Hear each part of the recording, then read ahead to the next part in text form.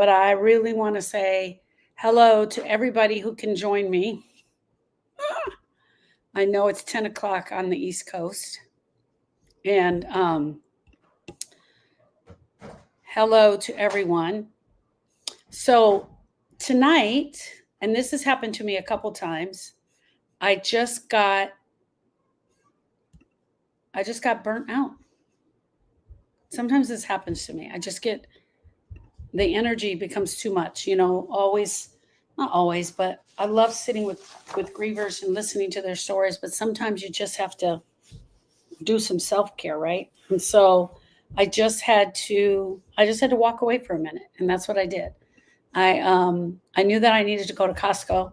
So I said to got out, I stood up and I was like, let's go to Costco. And that's what happened. So I'm starting late. So I really apologize. I'm starting a half an hour late, but I'm so glad for everybody who's here tonight, who's joining us. Thank you all. Okay. Let's get something straight. Let's get something straight from the very beginning. You are not grieving like this unless you loved someone, unless you loved deeply. If you loved deeply, then you're going to feel the pain.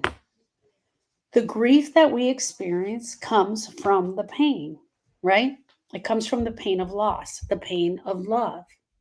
But here's something else I want to tell you. The grief pain is not, oh, no, I ate the no gum tonight. The grief pain is not always about love. It can also be about hate. And I want to be clear on that because we can absolutely grieve someone that we hate or we had a less than loved one relationship. So instead of just coming out and saying, well, I really hated them, we can call it a less than loved one relationship. So I'm going to get into that a little bit later because the title of today is What Grief Has Taught Me, and so many of you about love, but what grief has taught me about love. So I want to get this straight. Grief, we feel this way because we loved deeply. The pain we feel, it didn't just come out of nowhere. It typically comes from love. So grief equals love.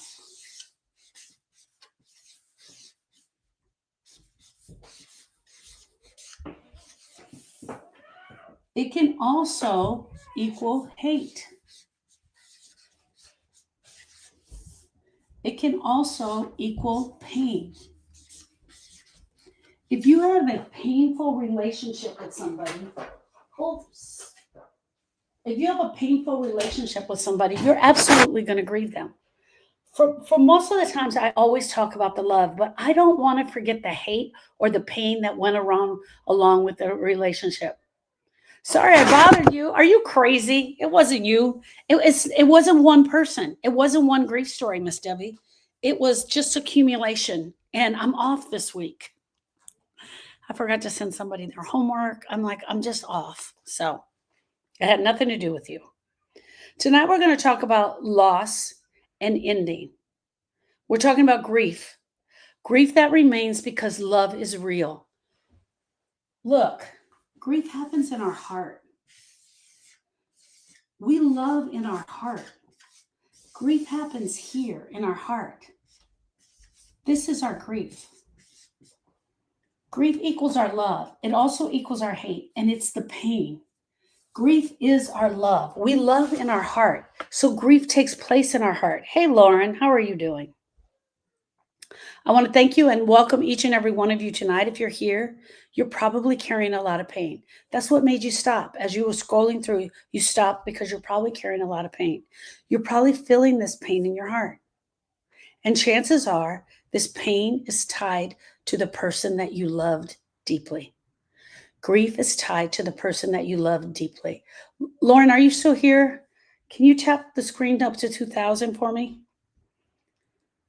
Whether it was your mom, if it's your child. Hey, that's okay, Erica. It's called grieving and living, my love. It's grieving and living. Whether it was your child, your partner, your sibling, or someone else entirely, grief walked into your life because you loved and lived there first. Grief walks into our life because we love. Grief walks into our life because we love. We love them. And it walks into our life. Now, I said grief can also equal hate. If you got a divorce from a romantic relationship, or you had tumultuous parents, or you had not such a great relationship with your parent, or you were dating a guy that was the love of your life and you just knew you were going to marry him, and he had an affair and got a girl pregnant, that could equal hate. But here's the other thing. We both know that both of these can live together, right? Until some of the hate and pain and brokenness that shows up in our heart is there. You guys have to understand this so that I can connect the dots for you. We can grieve any relationship. I'm going to say that again. You can grieve any relationship, living or deceased. Thank you, Lauren. You can grieve any relationship, living or deceased. Lauren is my oldest daughter. And I think I just asked her to tap that just to 2000. Are you still here, Lauren? You can grieve any relationship, living or deceased. They don't have to be gone in order for us to have grieved them. You could grieve the breakup of your romantic relationship from your very first boyfriend from high school, and you could grieve that later. It might not ever show up until your divorce, and that pain might show up then, and that might be the time that you're grieving them. So again, whether it's your mom, your child, your partner, your sibling, or someone entirely different, grief walked into your life because you loved. And that's what we're unpacking today. So we're unpacking what grief has taught me about love and what it has taught you about love. Because this pain is not just sadness. It is love with nowhere to go. So all of this grief pain equals sadness with nowhere to go. It's sadness with nowhere to go, right?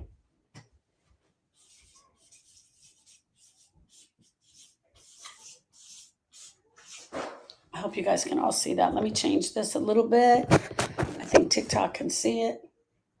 Grief pain equals sadness with nowhere to go. And here I didn't even put the word love in there. This pain, it is not just sadness.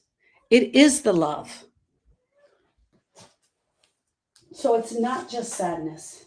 It is our love with nowhere to go.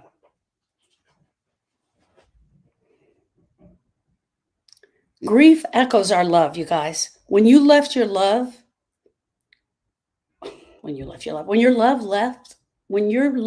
person left, the love didn't leave. Gosh, can I get that out? When you got a divorce and they walked out the door, doesn't mean that you hated that day. It doesn't mean that you hated them. You could divorce somebody and still absolutely be in love with them. You can divorce somebody and still absolutely hate them. Someone that you were married to for 45 years can die, and you could have absolutely hated them and have still been married to them. It's all a melting pot, the way these relationships come out. They're not always perfect love. Our person is not always perfect.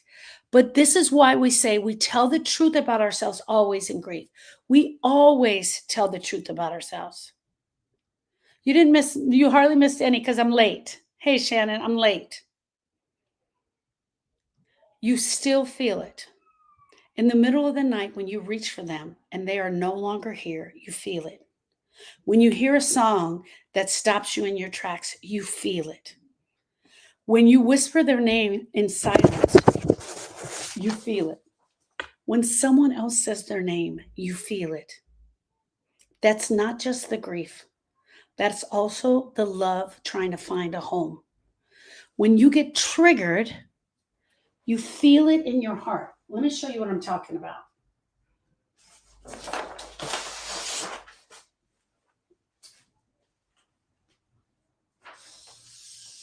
Even though we're walking along, you guys, and I talk to you about this a lot, it's a broken heart, right?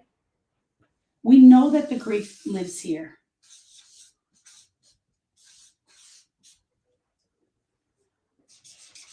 What you feel is something called a heartstring. What you feel is something called a heartstring. It actually pulls at your heart. It's something that actually pulls at your heart. When you hear their name, you feel this pull.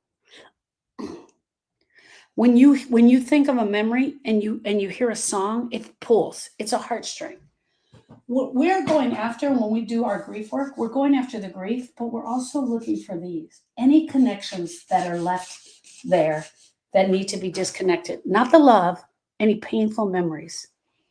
But sometimes when we hear their name, it pulls something at our heart. It's called a heartstring. Grief is what happened when your body stays behind, but your bond didn't break. Your person dies, they leave, you're still connected to them 100%. You're connected to them through your heart. That bond is not broken, but you're trying to figure out how to navigate what happens to me in my heart. Okay. I have some true or false questions. So just T or F. True or false, I still talk to my person. True or false, I still talk to my person. It's true for me. I still talk to Sharon. I still talk to my dad. True or false, I still talk to my person. Kelly says true. Amber says true. Debbie says true. Shantae says true. Christy says true. I still talk to my person. Kat says true. Aida says false. Aida says false. And that awesome. Love it, my love. Some people don't feel comfortable talking to their people. It feels awkward to them. Thank you for telling the truth.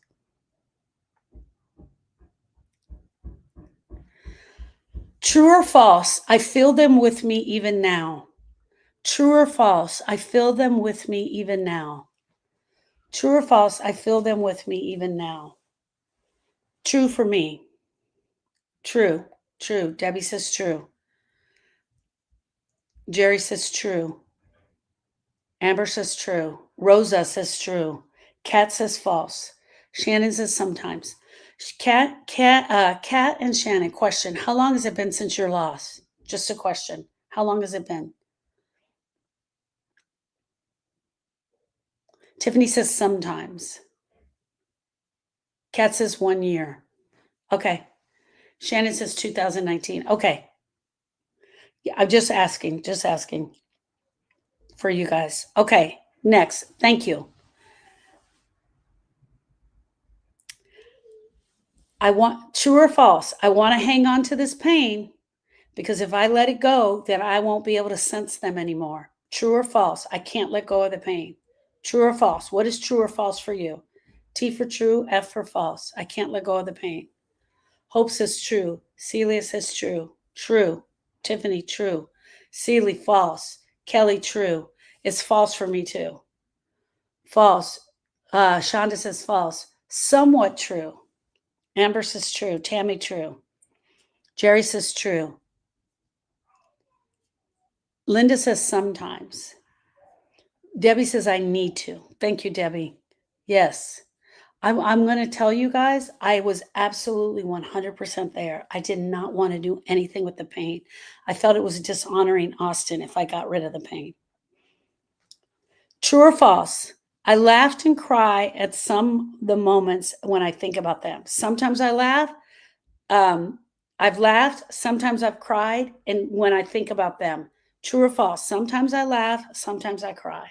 Jerry says true. Tiffany, true. Celie, true. Yeah. There's sometimes the memories are just so funny and they make you laugh. They bring a smile to your face and you think about them that way.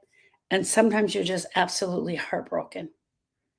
You can't. Amber says I do both. Yes.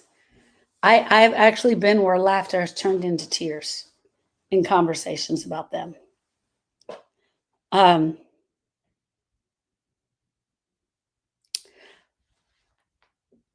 True or false? I've questioned whether I'm doing this grieving thing right. True, I'm doing it right. False, I don't question it. True, I question it. False, I don't question it. T or F, I question whether I'm doing this grieving thing right. Tiffany says true. Celie says true. Rosa says true. Shantae says false. True, true. Debbie says false.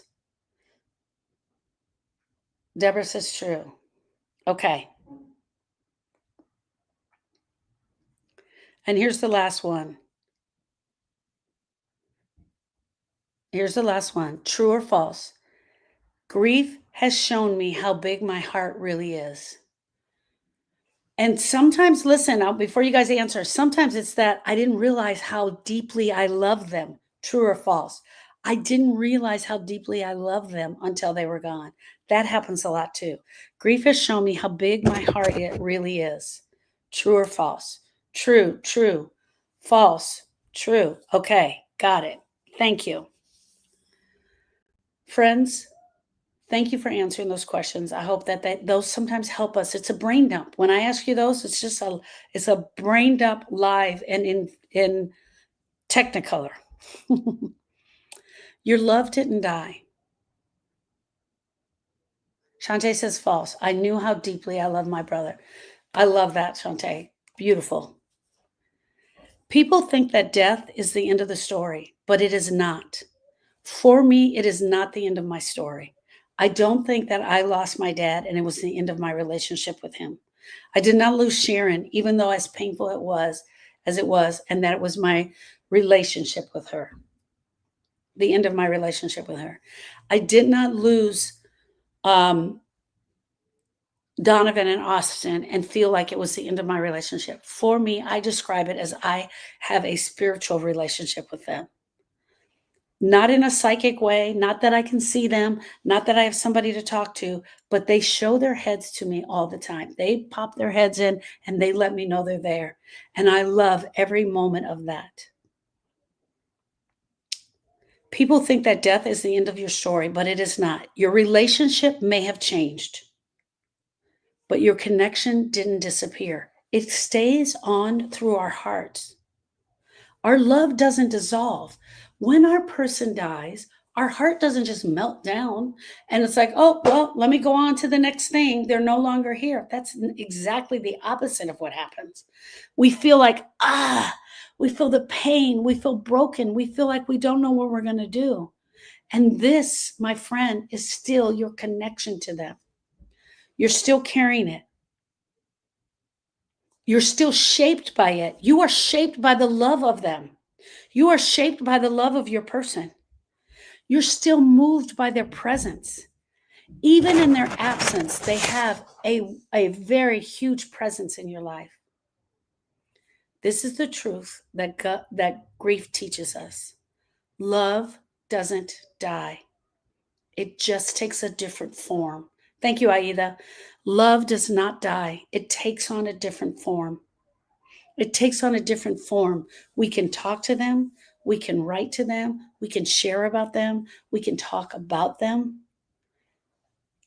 Absolutely painful. I'm not trying to sugarcoat anything here, you guys. I know that it's absolutely painful. Shannon says, my mom took a piece of my heart with me when she passed. Absolutely. You're forever changed. No doubt about it. You are forever changed. And so now what do we do with all of the love that's left over that is causing us all the pain? And that's exactly where the grief work begins. Because now you have this massive amount of love and no one tells you where to put it. And no one tells you what to do with this big old giant heart that has shown up and you're wearing on your chest and you're carrying it around and it weighs 50, 60, 70 pounds. So tonight I want to offer you some more ways to help you move the pain. Some more ways that are better than just move on, like your friends have told you. I want to help you move with love. I want you thinking about moving your grief with love. I want you thinking about your grief being an extension of your love, your grief healing journey being all about them and being an extension of your love. We have to give your love something to hold on to. I can't just tell you, hey, this is love and you're going to be okay. We have to give your love something to hold on to. So one of the things I want to talk about is doing an emotional dump. Daily doing an emotional dump. Draw a heart on a piece of paper and write everything about them that's heavy for you in your grief. Write their name over and over again. Write their name so that you can see it.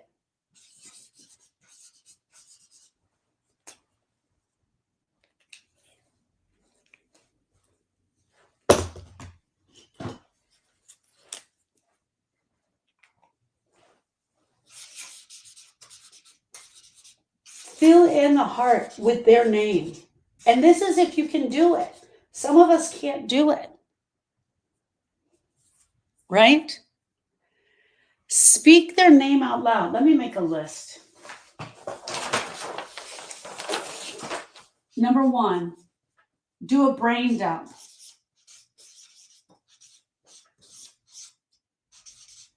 Or an emotional dump.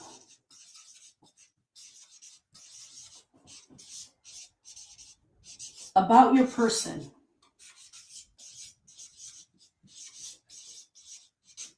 So this is going to be about your person or your broken heart. And you're going to do this daily so that you have something tangible.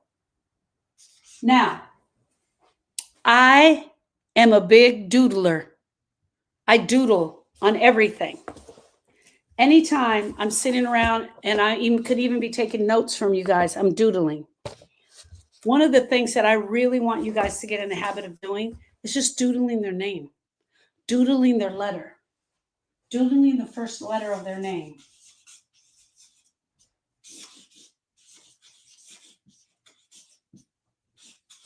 We call Donovan Dono.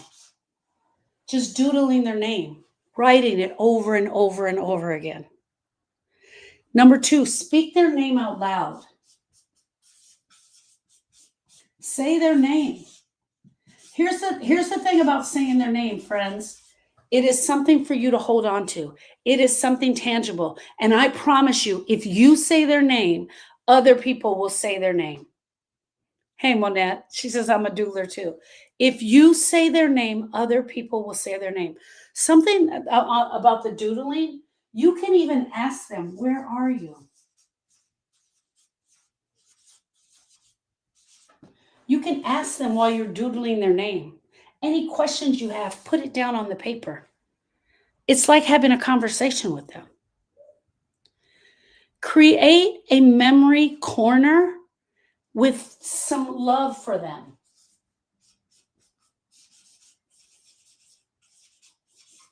Someone was saying yesterday about having their son's ashes. Create a memory corner with some photos, some things that are special to you. And in that corner, you have that spot that you can go to. When you go to Erica's house, I'll have her talk about it on Sunday. She had a Western cowboy hat of Donovan's that everybody signed. It is still on her fireplace. Donovan wanted to be in the Army his entire life, but he was in the National Guard. My husband had an Army ammo box, and it's fairly long. She put Donovan's ashes in the ammo box. That still sits on her fireplace. Some of my dad's ashes are in there with him. We had a little brass label made with his name and his rank. It's on the front of the ammo box. That just sits on her fireplace. She has the flag. It is sitting on her fireplace. That's what she decided to do with them. It's right there on her fireplace. I was just there on Sunday. I was standing there. I was leaning against the wall like this, talking to her about her book, because her book came out yesterday. We were talking about her book, which she will be sharing on Sunday. And I was looking over at his stuff. There's a picture of Austin there as well. She has it prominently.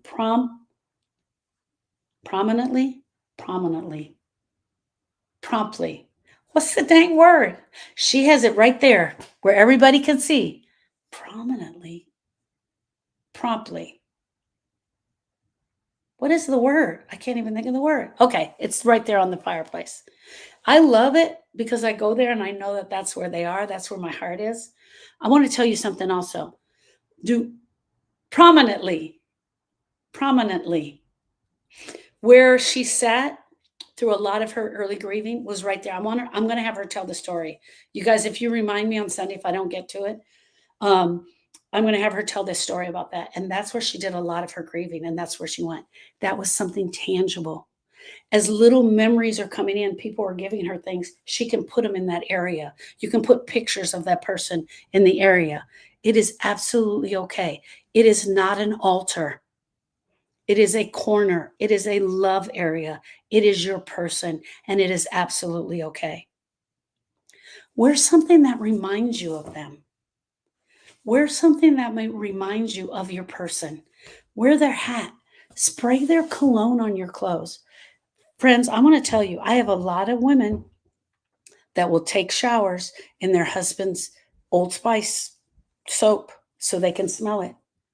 I have a lot of women that spray their cologne, his cologne on their clothes because they want to smell it. And it is absolutely okay. It is something tangible to hold on to the love. Make their favorite recipe. Create a corner, wear something of theirs.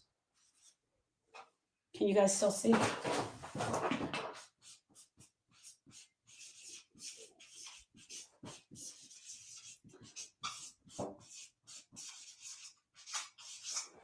Here's the other thing. If you're doing any of these, you don't have to share them with everybody around you. It can be something just between you and him. You don't have to tell everybody about this.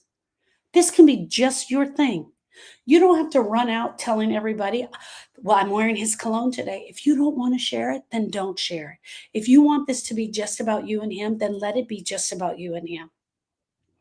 Make their favorite recipe.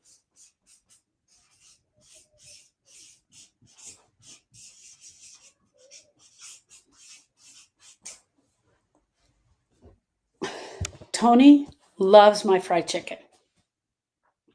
That would be something that I would make. And I would sit and enjoy it with him. And this one I absolutely love, my friends. And there's so many people that are doing this. And it is a journal. But here's the prompt for the journal. And the prompt goes every day. I wish I could tell you this.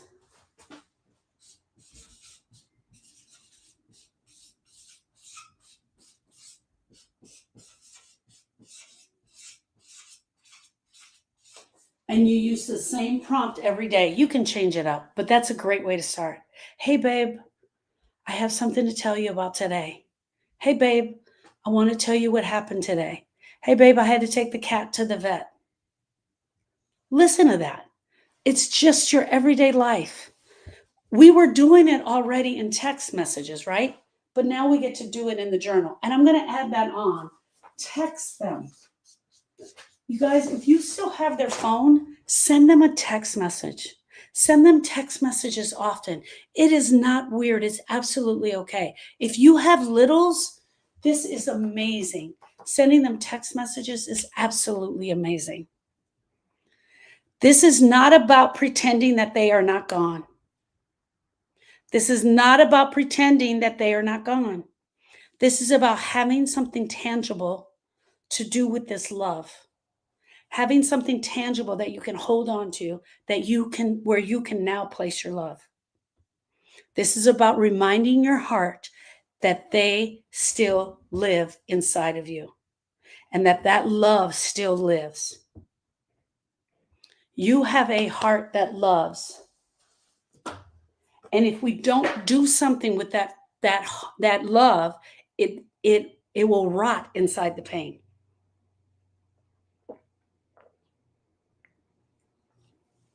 When the love has nowhere to go, it grabs onto that pain and it will not let go. I promise you, friends, I promise you.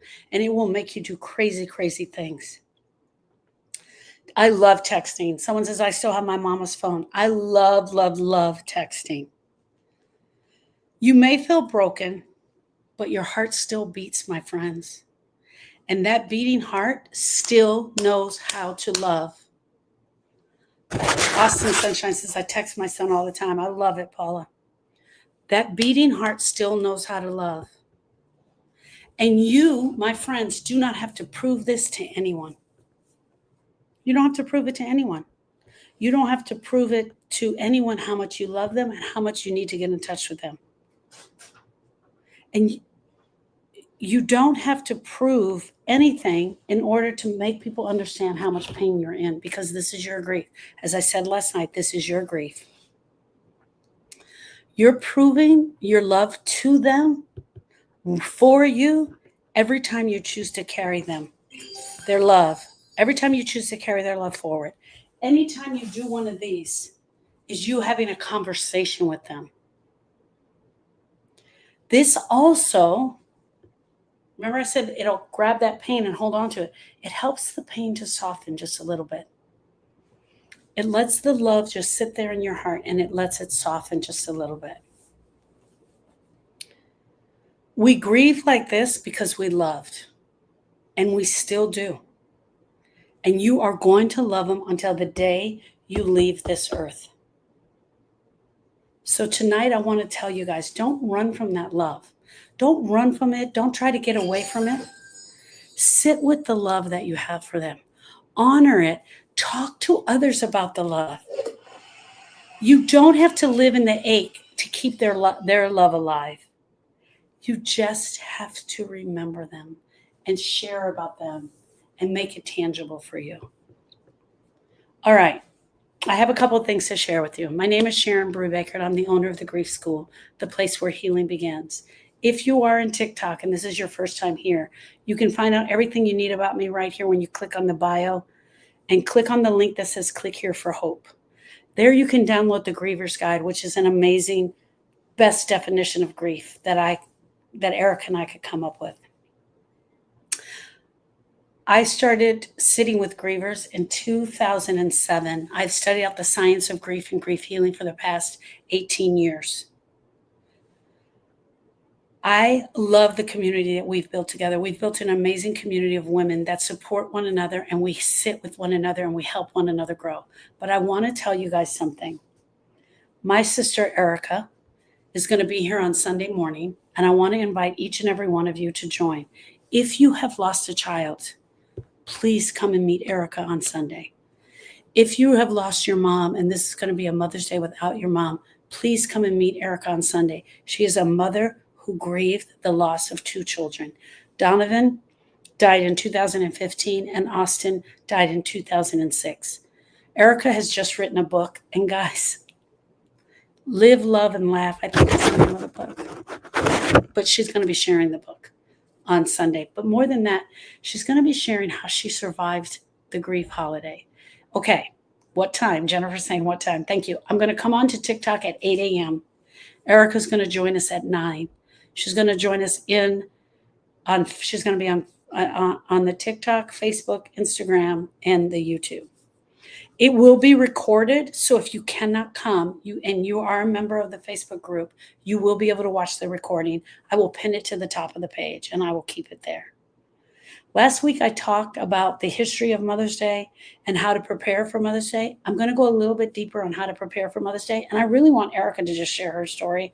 I'm going to probably mostly just zip it and let her share how she survived, but that is going to be amazing for her. Tomorrow, anyone who is in study hall, the elite program, which is on Thursday from 7 to 9, that will be taking place tomorrow. And I will be in there teaching a lesson. My live tomorrow will be at 1 p.m. Central Standard Time. The live that I'm teaching tomorrow is Who Am I Without Them? If you can't catch that live, it will be recorded in the Facebook group, which is the Grief School. So please make sure you're a member of the Grief School. Okay, I just wanted to go through that.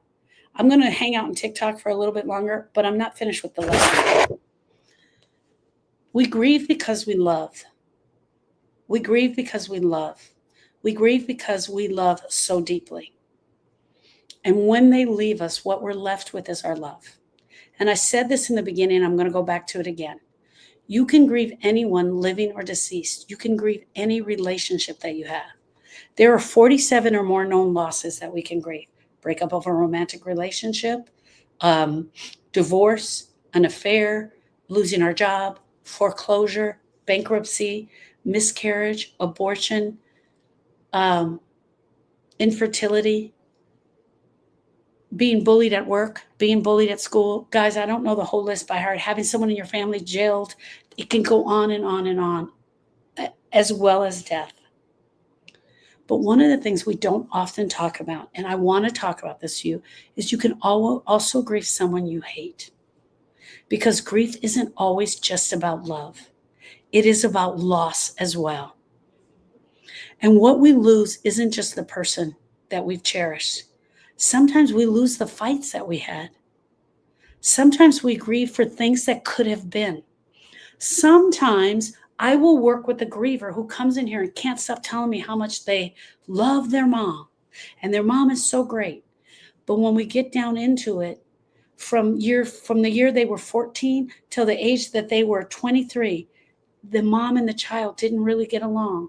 They picked their relationship back up again, but those things that never were taken care of from 14 to 23, and I didn't like because my mom was a drinker then, that is a grieving experience. We grieve the hopes and dreams and expectations of things that we always wanted. We grieve the version of the father who may have never shown up for us. We grieve the marriage that we thought we were building before it all fell apart through betrayal. We grieve the dream that we held on to, even when the reality was far from kind. If our person is an alcoholic, if they're addicted to drugs, if they beat us, we still grieve. It is not that you come into me and you're like, well, I hated her. No, girl, no, sister, sorry, that's still grief. And that has to be taken care of. Grief shows up not because the relationship was good, not only because the relationship was good, but because the relationship mattered in our life. And now it's gone and we are forever changed. If your parent died when you were a small child, the absence of a mom or dad in your life is a grieving experience. Even though you may be raised by an amazing stepmom, the thought of what could have been for you in your life without your mom or without your dad for a young girl is huge in grief. The longing for that person who never showed up for you is a grieving experience. If it was a tumultuous relationship or the person beat you or you fought back there's also grief and pain caused in that. The ache in our heart that says, I can't believe you treated me like this. I can't believe you did this to me. I can't believe you were such a jerk is a grieving experience. When you never got to tell them exactly how you felt, that is the grief. When you never got to tell them what condition they left you in, that is the grief. When we can never take back what they have done to us, that is the grief. I can't take it back, but I was left with all this wreckage. That is the grief. There's a kind of heartbreak that just doesn't come from sweet memories. And I think for a lot of us, we don't understand that. We don't recognize it with grief because for a lot of us, our grief is love. But what happens when it's not? What happens when it's not just your love? Our grief can come with rage. It can come with confusion. It can come with unfinished business. Our grief can be a body that is still holding on to trauma from a relationship long ago. I want you guys to understand, I don't just sit with people and grieve beautiful relationships. We grieve it all. We grieve the good. We grieve the bad. We grieve the sweet. We grieve the sour. So even though I say grief is our love with nowhere to go, it can also be our hate or our pain. Now, when you have a tumultuous relationship with someone, we call them a less than loved one because we don't need to go around saying we hated them. It was less than love. I didn't have all that love for them. It's a great way to say it and to share it. This grief can come from rage. It can come confusion, unfinished conversation, or a body that still holds on to trauma. And that needs a space to be processed. And my friends, that too is grief. You can grieve someone you're angry at. You can grieve someone you never want back. You can grieve the person that you got a divorce from, that you absolutely hate, but there's a part of you that still loves them. Both of those things can coexist. You can grieve the absence of completing your relationship with a person. You can grieve stolen time. Grief requires, it doesn't require that you put them up and you enshrine them and make them out to be the very best person in the world in order for you to grieve them. I had an uncle that passed away many years ago, actually, and he didn't want anyone to speak at his funeral except for his wife. He only requested his wife to speak because he said every time he goes to a funeral, everyone stands up at the funeral and they lie about how great the person was. And he said he didn't want that to happen. He wanted to be told for who he really was, and he wanted the truth about him told, and he knew his wife would do that. And so my aunt stood up there. She was the only one that shared about him.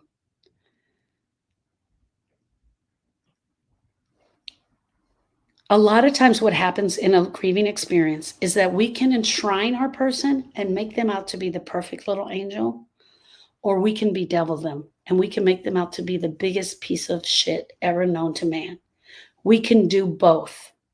We absolutely can do both. This is my favorite show. Yes, thank you.